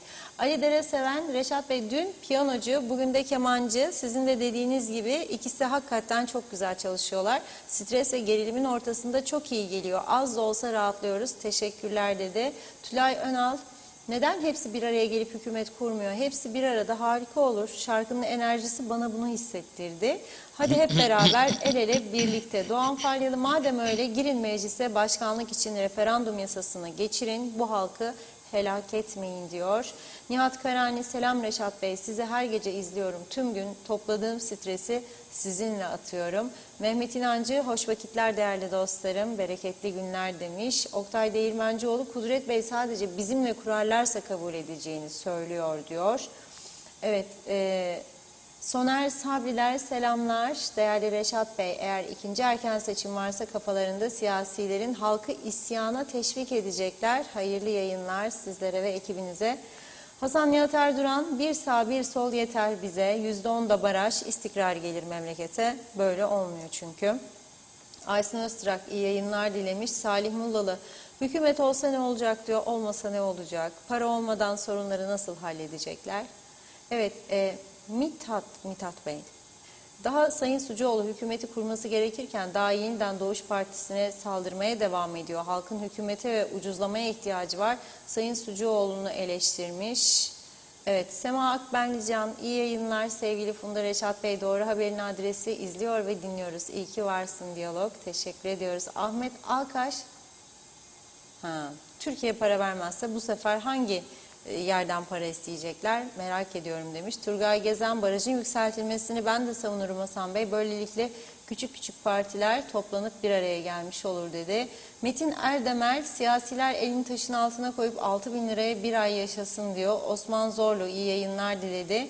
Necdet Mavi Gözlü siyasilerin elleri pamuk gibidir. Onlar taşın altına değil pamukların altına ancak konur. Pazartesi yeniden buluşmak umuduyla iyi hafta sonları dilemiş. Evet Yılmaz Nasipoğlu ya o taşlar ellerinden kayarsa o taşlar bizim kafamızda kırılacak diyor. Hasan Dağman gençler bu ülkenin kanayan yarısı her gün beyin göçü var. Bu duruma kim dur diyecek. Mehmet İnancı bir inat uğruna seçim yasasını değiştirmedikleri için ülke tam çıkmaza girdi. Evet Caner Kaya selamlar bu zamlara dur desin biri diyor. Evet Yüksel Cemal Orçan da keşke kaç bakanlık istiyorsunuz diye sorsaydınız demiş. Bekir Törer Demokrat Parti ile kursunlar hükümeti yola devam ne gerek var bu ateşe taşa. Mithat diyor ki Mithat Bey diyeyim ben şu anda durumlar ortada. Dünya olarak ekonomik kriz söz konusu ve gittikçe daha kötüye giden bir ekonomimiz var. Bir erken seçimi daha kaldıracak gücümüz yok olmaz bence demiş. Ercan Mehmet Gürkanlar da diyor ki en sonunda bir vali gelecek bu işler bitecek. Salih Mullalı halk zaten ateşin içinde ateşten gömlek giymeye ne hacet. Hüseyin Koltan şimdiden mutlu hafta sonları dilerim. Pazartesi günü yine aynı saatte görüşmek üzere dedi. Metin Bazı Kuvvet'in bir mesajı var. Benim merak ettiğim Sayın Başbakan ille de en az 30 vekil diyor.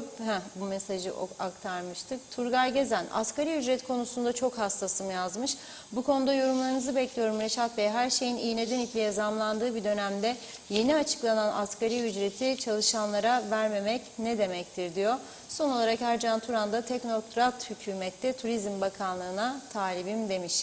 Evet sözü Reşat Bey'e bırakayım buyurun. Evet asgari ücretle ilgili ne diyeceğimi soruyor. Asgari ücretle ilgili bu pahalılık tabii böyle devam ettiği sürece asgari ücretle geçinmek çok zor. Önemli olan pahalılığın önüne geçmek. Çünkü birçok işletmenin bu yeni zamlı asgari ücreti ödeyemeyecek şirket var. Şirket olmayan ticari müessese var. esnaf var ve ciddi bir işsizlik sorunu yaşanacağını görüyorum. Öte taraftan bu maaşlarla geçinmenin zor olduğunu da hepimiz görüyoruz ama şeye bakmak lazım. Yeni bir şarkı bulmak lazım. Barış Manço'nun şarkısı vardı. Domat, biber, patlıcan diyordu. Hatırlarsınız değil mi? Domat, biber, patlıcan. Şimdi ben bu şarkının yeni versiyonunu öneriyorum. Bütün bestekarlara çağrı yapıyorum. Kabak, roka, patlıcan. Çok güzel bir şarkı olabilir. Kabak, roka, patlıcan. Gayet müthiş bir şarkı olur. Hem Barış Manço da bizi yattığı yerden takdir eder. Der ki bak ben açtım kapıyı, bunlar devam ediyor. Neden bunu söyledim bilir misiniz? Dün Türkiye'de açıklandı enflasyon rakamları. Hemen bizim KKTC'de Dünya Rekorlar kitabında yerini alabilmesi için anında enflasyon rakamları falan filan çıkıyor. İstatistik kurumumuz açıklamış. Diyor ki Ocak ayı enflasyonu 5.48. Yani diyor yıllık enflasyonda bu durumda 53.36'ya yükseldi. Ay babo, şimdi düşündüğümüzde ne diyoruz biliyor musun? İşte %53 arttı her şey bizde, %53 almama. Neye göre hesaplarlar enflasyon rakamlarını da bir iki noktacık var dikkatimi çeken vereyim dediğim. Ama önce kabak, roka, patlıcandan başlayayım. Diyor ki en yüksek zam gıdada diyor gıdada. 3 mal %162.69. Vay patlıcana vay. Kara patlıcan mı yoksa bir de var böyle mor patlıcan, hangisidir bilmiyorum. Karası da patladı, moru da patladı demek ki %169.69. Yaz ayı gelmeden ağzıma koymam. Yaz gelsin yerim. Yaz yiyeceğim. Bir güneş bir de su tamamdır. İkinci durumda 83.40 kabak. Onun için şarkının adını dedim. Üçüncüsü de %69.37 roka olmuş. Ya şimdi rokasız rakı olmaz tabii. Beyaz peynir, roka falan. Rakı. Akşam şeyler kızmasın bana lütfen. Yani alkol karşıtları diyeyim. Ona da saygımız var, ona da saygımız var. Alkol karşıtları ayranın yanında da istemez mi? Roka güzel gider ayranın yanında da. Biraz roka, biraz beyaz peynir, ayran gene güzel. Ama gene bakın pahalı oldu diyor. Ama bu hesaplamaları yaparlar, şu içinde neler var? Mesela söyleyeyim. Devlet piyangosu. Yani senede 1 ya 2 alırım ya almam. Enflasyon rakamları içinde devlet piyangosu. Dikkatimi çekiyor çok. Başka?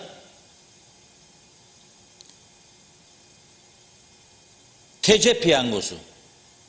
Şu son özelleştirmeden bu yana hiç almıyorum. Hele bir de erteleme falan hikayesi oldu ya. Şimdi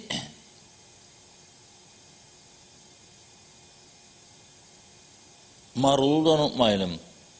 %32.24'ten marulda artmış.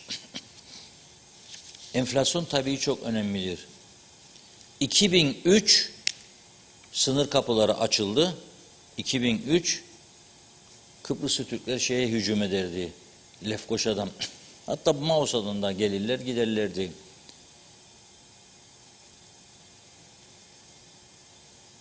Lefkoşa mol arası dev bir süpermarket vardı. İflas etti. Atyanidis değil. Adı şimdi gelecek aklıma. Battı adam. Orfanidis. Meğer adam 2002'de batmış da kapatmaya hazırlanırken bir baktı kapılar açıldı.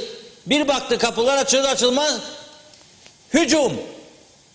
3. Barış Harekatı, alışveriş harekatı daha doğrusu. Hep Kıbrıs'ı Türk. Ben de gittiğimde görürdüm. 10 kişiden 7'si Türk. 10 kişiden 7'si Türk. Adam 3-4 sene daha idare etti durumu. Ondan sonra battı tabii. Bizimkiler de tabii başka yerlerde alıştı. Atyanidis, Paşiyadis, Ukanakidis bir şeyler var. 2003 yılından 2004 20'ye 19'a kadar yaklaşık süpermarketlerde marul, kereviz, roka, taze soğan, turp, maydanoz, gollandro aynı fiyat. 33 sent. Son 2 yıldır bakıyorum 35. Bak ne alırsan maydanoz, marul, roka, kereviz, turp, taze soğan 35 sent. 36 olmaz, 35. En az 5 sene, 6 sene, 7 sene hep böyle gider. Biz de bugün gidersin, maydanoz kaç para? 7 lira. Ertesi gün 5 lira. Arz talep meselesi derler. Onlarda da aynı arz talep meselesi var. Bizde de arz talep meselesi var. Yani onlarda farklı alfabe, bizde farklı alfabe. Anladım. Ama yani zepsedir bu konuştuğumuz. Neden bu kadar çok? Üretici destek istiyorsa, üreticiyi destekleyecek imkanlar yaratmalı ve bu işi durdurmalı. Ama ben öğreniyorum, tam ekin zamanı mesela adamlar gübre bekliyor, suni gübre. Toprak ürünleri getirmedik daha diyormuş. Kooperatif, libazma derler bizim Kıbrıslı çiftçiler. Libazma gelmedi daha dermiş kooperatif. Ya bunun için kurdular kooperatifin o ilgili bölümünü. Ama yok. Libazma yok. Adam diyor ben ne zaman alacağım? Hem gecikmeli hem zamlı. O yüzden tabii ki planlı bir üretime geçemiyor Kuzey Kıbrıs Türk Cumhuriyeti. Ve bütün sorunlar da bundan kaynaklanıyor. Programın ilk maddesi olması gerekirdi. Ne? Nedir bu? Kanser hastaları. Kanser. Dünya Kanser Günü. Bugün 4 Şubat. Ve bugün bir etkinlik düzenlendi. Cumhurbaşkanı Ersin Tatar'ın eşi Sibel Tatar'ın himayelerinde. Ama Sibel Hanım da temaslı olduğu için eşinden dolayı video konferansla katılmış etkinliğe. Ama orada Kanser Hastalarına Yardım Derneği Başkanı Raziye Koca İsmail'in önemli ifadeleri oldu. Raziye Hanım diyor ki her yıl yaklaşık 700 kişi bizim ülkemizde kansere yakalanıyor. Bu kendi derneklerine verilen bilgi çerçevesindedir. Ama aslında biliyoruz ki çok daha fazladır. Güneyde gidip tedavi gören var, bizde kayıt altında değil. Türkiye'ye gidip tedavi gören var, Avrupa'ya gidip tedavi gören var. Bunlar kayıtlı değil. Ve evet bu yürüyüşler güzel farkındalık yaratmak amacıyla gerçekleştiriliyor. Bu yürüyüşler ve o yüzden yapılıyor bu konuşmalar.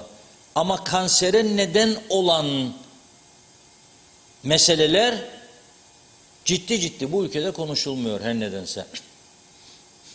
Aşırı derecede mesela akciğer kanseri, sigara kullanımı hiç ele alınmıyor. Hiç neredeyse. Yeterince eğitim yok. Farkındalık yaratmak yıl 365 gün. Sigara zararlıdır, tütün. Devletin Sağlık Bakanlığı var, ilgili birimleri var. Yerel televizyonlarda devamlı bunları döndürmeleri lazım. Kimin umuruna? İşte dikkat edin, kömüre fazla yaklaşmayın, uzak durun. Ciddi sorun var. Haftada 5 gün kömürün üstünden yiyecek iş sevenler var. Kömürün üstüne zeytin atıp, soğan atıp, sonra alıp o zehirli gıdayı yiyenler var. Uyarıcı hiçbir şey yok. Bugün gene bir denetim yapmışlar. 10 üründe galiba 5'i ithal, 5'i yerli limit üstü ilaç bulmuşlar. Tekrar ediyorum, hormon tahlili hiç yoktur Kuzey Kıbrıs'ta. Öyle cihazları yok. Yapamazlar. Ya bırakın belayı. Elektrik kondağı falan filan dediler. Devlet tahlil laboratuvarı yandı. Bir hala da orada duruyormuş olduğu gibi. Yanmış vaziyette. Kimin umuruna? Hayvanlardan bahsettim. Ben bunları kendim uydurmuyorum. Üretici arkadaşlardan duyuyorum. Bana gelen fotoğrafları görüyorum. Hastalıklar patlamış vaziyette. Veteriner dairesi gidip kontrol edemiyor. Elemanım yok diyor, arabam yok diyor. Araba var, yakıt bitti diyor. Olmuyor. Kansere yol açan nedenler sağlıksız beslenme. Teknecik. Ah, elektrikler gitti diyor şimdi. Kim? Havva Hanım'la gönderdi. Şimdi Mehmetçik'ten gitmiş. Gösterin bakalım Havva'nın mum ışığında. Gitti Reşat Bey diyor, bana mesaj attı. Hani geldi ya, biraz önce yolladım. Gelmemiş. Olmaz, pilot Halil'e yolladım ya. Kaptan pilot. Nasıl olur? Elimle gönderdim. Allah Allah. Nereye gidiyor ya? Bu mesajlar da gitmiyor. Nasıl olur? Gönderdim, gidiyor, geliyor. Neyse, bir de geldi mi şimdi oğlum? Gelmiş şimdi. Hadi kaplanın bakalım. Gelmiş. Bir tane taş geldi bir izleyicimizden. Bak, onu da gönderiyorum, gelmedi deme ha. O zaman uçağın yakıtı bitmiş demektir. Bir de taş geldi. Şimdi önce Havva Hanım'ın şeyini görelim. Ne diyor Havva Hanım? Mum ışıklarını yakmış, bekliyor. Bakın bakın. Küçük bir oteli var. Müşteri gelse şimdi ne yapacak? Ne diyecek müşteriye? Elektrikler gitti diyecek. Başka çare yok. Pazartesi gününde 469'un üstü ödenmezse hiç yok. Gelsin bir de taş. Bakın bakın. Şimdi bu taşın altına eli koymak kolay mı ya? Bu kadar büyük taş. Elimi koyacağım altına da memleketi kurtaracakmışım. Ha 50'si birden koyarsa o zaman taşın ağırlığını fazla hissetmez. 50 el kaldıracak o taşı. İşte o yüzden diyorum ki 50'sine de bakanlık garantisi verilsin. Her 10 kişi 1 yıl. Bitti öteki 10, bitti öteki 10, bitti öteki 10. Hiç kimse de şikayetçi olmaz. Kart vizitine de yazar şimdi bakan diye, Bayındırlık ve Ulaştırma Bakanı, Maliye Bakanı, Ekonomi, Sanayi falan Bakanı, Ticaret Bakanı, Çalışma Sosyal Güvenlik Bakanı. Sosyal sigortalar ne oldu acaba? 70 milyon isterlermiş her ay maaşları ödesinler diye. İhtiyaç sandığına da biriken bizim gibi özelde çalışan işçilerin, emekçilerin gelecek garantileri, ikramiyeleri diyelim artık. Onların da o birikimlerden 4 milyarcığını, çok değil yani, 4 milyarcık almışlar, sigortada kullanırlar veya başka yerlere. Çok enteresan bir duruma doğru gidiyoruz. Öyle geliyor bana. Yani bu kurumlar geçmişte de böyle bir bataklığa doğru gidiyordu. Sonra kurtarıldı. Sonra gene şimdi. Ve işimiz çok zor diye görüyorum. Bu konu hiç hafife alınacak bir konu değil. Yani dikkat etmek lazım. Önümüzdeki günler daha kritik gelişmelerin arifesindeyiz gibi geliyor. Mutlak surette bu konuya hükümetin ilk fırsatta el atması lazım. Böyle bu şekilde %27 faizle borçlanarak ayakta tutmak sigorta kurumunu mümkün değil. Veya elektrik kurumunu, akaryakıt bitti, geldi gemi açıklarda bekliyor. 4 milyon dolar %5'e yakın faizle, dolar faizi ve dolar borcu. Bu nasıl ödenecek? Yani o taş gerçekten ağır bir taş. Kim ki elini altına koyar, Allah yardımcısı olsun diyorum. Ama bunu bilerek seçime girdiğimize göre ve bakan olmak isteyenlerin sayısı çok fazla olduğuna göre bir çıkış yolu bulacaklar diye düşünüyorum. Pazartesi günü büyük bir ihtimalle, salı günü dedi Cumhurbaşkanı bugün, hiç bekletmeden vereceğim görevi dedi. Ama bence korona süreci salı günü bittiği için salı yapacak. Yüz yüze. Flaşlar patlayacak, tak tak tak tak, buyurun sizi hükümeti kurmakla görevlendiriyorum diyecek. Yenisi kuruluncaya kadar eskisi göreve devam ediyor. Faiz Bey de alacak, ülkemize, vatana, millete en iyi hizmeti vermek için temaslarımıza başlıyoruz diyecek. Resmi temaslar başlayacak. Önce gidecek CTP'nin kapısını çalacak. Ha biliyor kurmayacak ama gitmek zorunda. Demokrasi gereği. Hemen oradan koşa koşa diğerlerine. Bitecek tur, sonra partinin yetkili kurullarını çağıracak. Arkadaşlar diyecek. CTP nor der, peynir demez mesela. Bu DP bir bakanlığa razı mı değil mi? Onlara aktaracak. HDP'nin Kudret Hoca 27 de yeter, 28 de yeter dedi. Ha belki UBP HP de olabilir. Yani DP'yi doğrudan dışarıda bırakacak. 24, 3 daha 27 o da çözümdür. UBP, YDP tek başına olmaz çünkü 26 eder, mümkün değil. Bunlar tartışılacak yetkili kurullarda. Yetkili kurullar diyecek ki tam yetkilisin Sayın Başbakan, ikinci tura geçilecek falan. İnşallah maşallah olacak bir şeyler olacak ya. Ama dediğim gibi bazı abi tavsiyeleri gerekebilir bu süreçte. Yani inat etmeyin, siz de bir bakanlığa razı olun, girin hadi bakayım denirse olabilir diye düşünüyorum. Mehmet Bey'den de bir cuma nazarlığı geldi. Hayırlı cumalar diyor. Onu da izleyelim. Geldi mi Mehmet Bey'in şeyi acaba? Gelmemiş. O da mı gelmedi? Gelmemiş. Vallahi sabotaj yapıyorlar bize. Mehmet kurtulmuş. Şunun elinden kurtulamayız Allah'a sonra. Nereye oladı acaba? Bir şey de var. Korkuyorum ben yani. Birileri bize sabotaj yapıyor. Şimdi gelmiş. Geldi. Evet. Yaşa. Evet, çok teşekkür ederiz Sevilay Hanım, size de.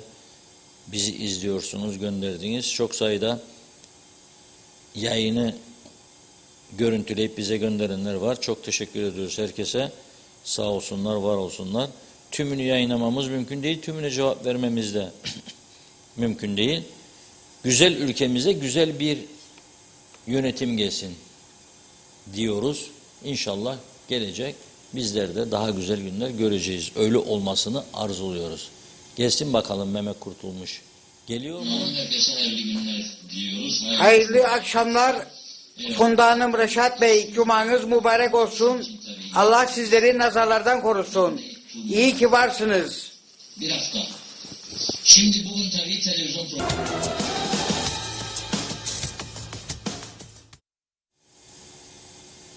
Ah ben bayan değilim dedi. Özür dilerim ya öyle.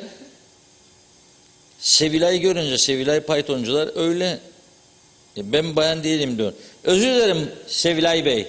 Ben öyle Sevilay olunca öyle tahmin ettim. Özür dilerim yani kadın ismi gibi geldi bana, bayan ismi gibi geldi.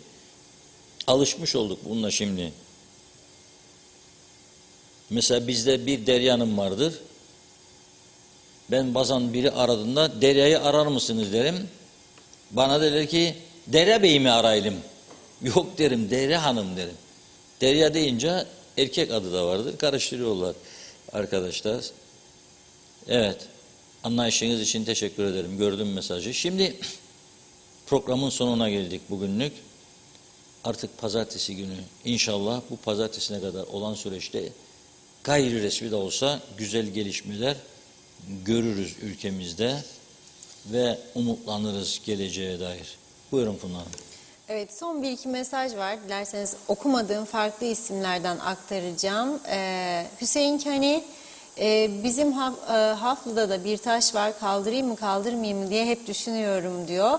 Ama mutlaka artık zamanı geldi. Hükümeti kursunlar, selamlar İngiltere'den demiş.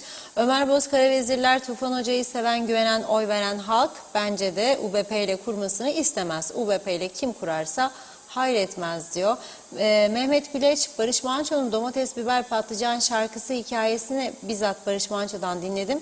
Hatay Harbiye konserine gidiyor ve patlıcanlı domates, biber yemeği geliyor. Yemek oradan yer yemez bir anda dünyam karardı deyip bu şarkıyı yapıyor demiş. Evet, Eser Yurteri iyi yayınlar dedi. Evet, Yaşar Aracı, kapalı alanlarda sigara içiliyor ve şikayet ettiğimiz halde bir önlem alınmıyor diyor. Mehmet İnancı, sigortalarda Ocak ayında ödenecekleri bir ay ertelemişler demiş. Özelden mesaj gönderince sayfada göremiyorum lütfen. Deyince ertelemişler diyor. Demişler ki Şubat ayında ikisini birden öderiz sizlere. Bu nasıl devletçilik, bu nasıl yöneticilik anlamış değilim diyor. Alpay Erişken'de dün Taşkent'te 2 kere elektrik kesildi. Eleştirmiş ağır bir dille. Yazık diyor, her ay faturayı öderdi diyor. Zenginlere, otellere kesmiyor. Günay Şeherli, Sucuoğlu'nun kurultaydaki seçim heyecanını görmüyorum. Hükümeti kurma düşüncesinde çok düşünceli. Dünyayı teslim alacak sanki. Seçim diyor, halkın beklentileri bence ateşten gömleği giyemeyecek. Ülkede siyasiler, yönetenler tedirginse, vay demiş seçimde seçim. İsmet Kara da bugün 4 Şubat Dünya Kanser Günü, acil şifalar versin Rabbim demiş. Amin. Evet, bakıyorum Ethem Durak.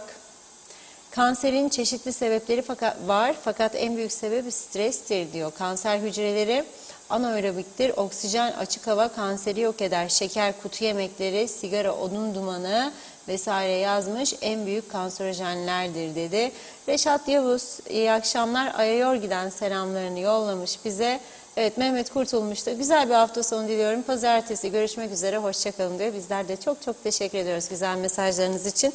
Evet Reşat Bey, son eklemek istediğiniz. Evet, çok teşekkür ediyoruz. Biz de Ethem Bey'in stresle ilgili vurgusu gerçekten çok önemlidir. Ben onu atladım yani, ama tabii ki her şeyin başı stres derler.